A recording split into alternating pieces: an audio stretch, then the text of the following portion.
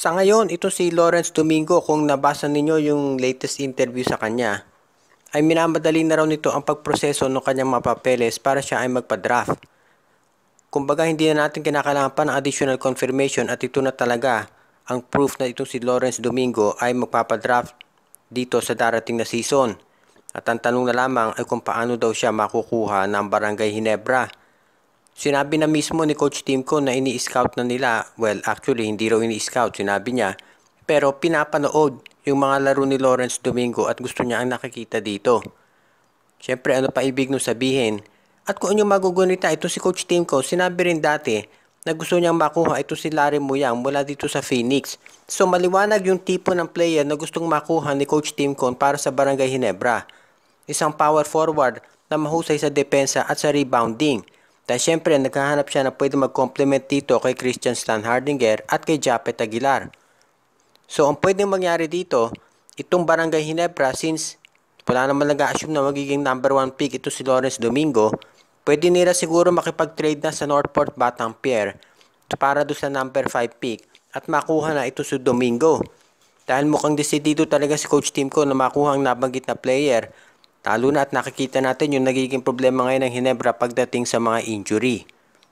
Kung sakasakali nga na ito si Lawrence Domingo ay mapunta sa pang number 5 at nasa Ginebra na yung pick ng Northport, madali na nila yan na makukuha syempre.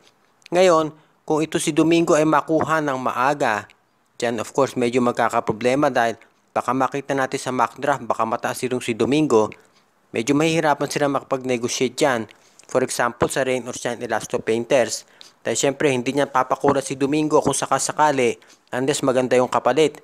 So abangan natin ang mangyayari dito.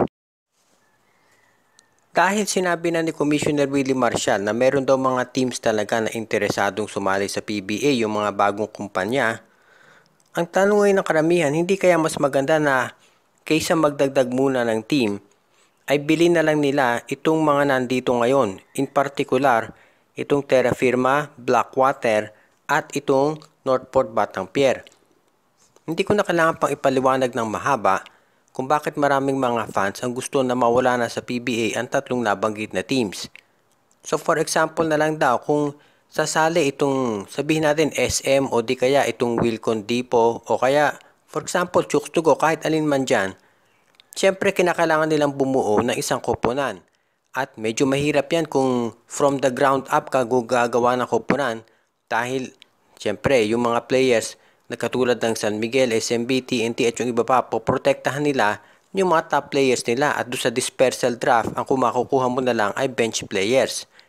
Mas maganda siguro kung ang kunin nila for example Terra Firma o kaya Blackwater o Northport dahil kahit papaano ay meron ng mga players dyan na available na pwedeng magamit. Katulad ng ginawa ng Converge, instead na gumawa ng sariling team at mamili sa isang dispersal draft, kinuha nila ito o binili nila ang Alaska Aces at nakabuo ng isang competitive team kaagad-agad pagpasok sa PBA. Sabihin man natin na itong Terra Firma, Blackwater at Northport ay hindi masyadong competitive ngayon, at least sila ay merong mga draft picks na available. At kung bibili niyan for example ng SM o di kaya ng kahit ano pa mang kumpanya, syempre hindi na nila ite-trade yung mga draft picks na yon at magagamit nila yon para sila ay bumuo ng isang competitive na team. So bago magdagdag ng ibang koponan, mas maganda siguro ay bilhin na lang ng papasok na kumpanya ang tatlong nabanggit na teams ngayon. Sa ngayon, itong San Miguel Beer ayon dito kay George Gallant ay actually for once may good news sila pagdating dito sa mga injuries dahil sinabi niya na nakarecover na itong si Terence Romeo at si Vic Manuel. So inaasahan niya na pag-open ng PBA dito sa Oktubre ay kompleto ang lineup nila. Actually, kung kayo ay fan ng San Miguel Beer, medyo matagal-tagal nyo nang hindi nakita na kumpleto yung lineup ng Beermen na nag-compete. Usually kasi meron may injury dyan. Si Manuel nga naglalaro kahit alam natin meron yan back injury. At ito si Terence Romeo, syempre nakita na natin halos hindi na siya nakapaglalaro sa SMB dahil yung kanyang mga injuries ay pabalik-balik. Pero ngayon daw sinabi ni Coach George Gallant na nakarecover na ang dalawang nabanggit na players at umaasa siya na pagdating dito sa Commissioner's Cup kapag nag-open ay full lineup sila, full strength kumbaga. Ang iniintay na lang nila ay matapos yung mga negosasyon dito sa kanilang import at makapag-uumpisa na sa pagpapractice ang San Miguel. Totoo, nasa August pa lang tayo, pero ang advantage syempre ng ibang teams na mayroon na mga import katulad ng Magnolia, Converge, Ginebra ay makakaroon na sila ng tsansa na mag-practice ng maaga. Kasi syempre ang San Miguel Beer, alam naman natin yung istorya nila kapag imports, usually nagkakaproblema dyan. At as much as possible, ang gusto ng San Miguel Beer ay makapag-ready na sila kahit nasa gilas pa ito si CJ Perez at Junmar Fajardo.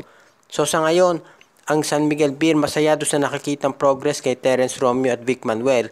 Siyempre, hindi muna nila pinupersa sa practice, pero base doon sa movement ng mga players, mukhang okay na sila. Siyempre, pagkakataon din to para doon sa management na tignan kung makakakontribute pa itong sila Terence Romeo at Vic Manuel nang hindi na i-injure para sila ay manatili o di kaya ay matrade na. Base doon sa mga comments ng mga insiders at maski na ng mga sports writers na sumusubaybay dito sa Converge Fiber Xers, mukhang nililinis kumbaga o binabawasan ni Coach Aldin Ayo yung kanilang front court. Inalis itong si Abu Tratter at itong si David Morel, si Tyrus Hill dahil magkakaroon sila ng panibagong big man. At ang matunugan na pangalan ay itong si Justin Baltasar. Patagal na natin ito na pag-uusapan pero ngayong papalapit na itong PBA draft, mukhang makakaasa tayo na gagawa talaga ng move ang Converge para makuha ito. Kasi sa ngayon makikita na natin kung sino yung mga rookies na mag-a-apply at dito magkakaroon ng liwanag kung may pag-asa ba ang Converge na makuha talaga ito si Baltasar. Kung ito si Baltasar ay hindi magpapadraft, ibig niya sabihin walang deal na nagawa ang Converge para makuha ito. Ngayon, kung magpapadraft si Baltasar, lalong lalakas yung spekulasyon na pumayag na ang Terra Firma na i-trade ito. O baka naman may ibang player na magiging number 1 pick at ang makaka-deal nitong Converge ay ang Blackwater. Baka maging number 2 si Baltasar. Hindi natin masabi. Pero ang consensus pa rin magiging number 1 pick ito si Baltasar dahil siya ay isang big man. So ang tanong, sino ba ang pwedeng i-offer ng Converge ngayon sa Terra Firma para makuha nila to? Ang nakikita ng karamihan talaga na pwede lamang ay itong si Jeron Teng. Dati sana ito si Abu Tratter pwede, pero kung pinagpalit nila si Tratter, sinama pa si David Morel para doon sa mababang pick ng Magnolia, sino pang player ang available doon sa lineup nila na pwedeng i-trade para sa number 1 pick? Obviously, si Justin Arana, hindi nila iti-trade yan. So, ang nakikita na lang natin ay ito si Jeron Teng. Unless, magkaroon ng pangatlong team para pumayag ang Terra Firma doon sa trade proposal ng Converge.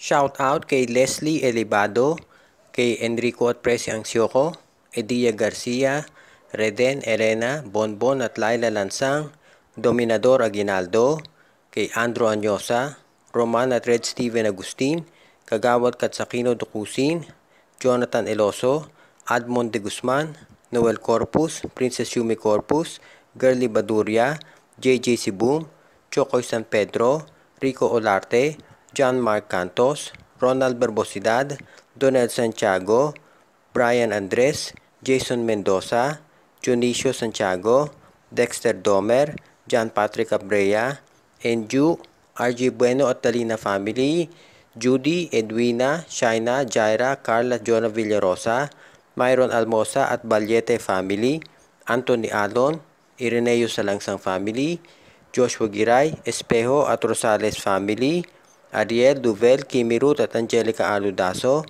Carlito Bolima, Edwin Carmona Jr. at si OG, Len Gio at Gia Santillana at Tagle Family, JJ Sibum, at si Jonel Alagon at Celino Valles Family.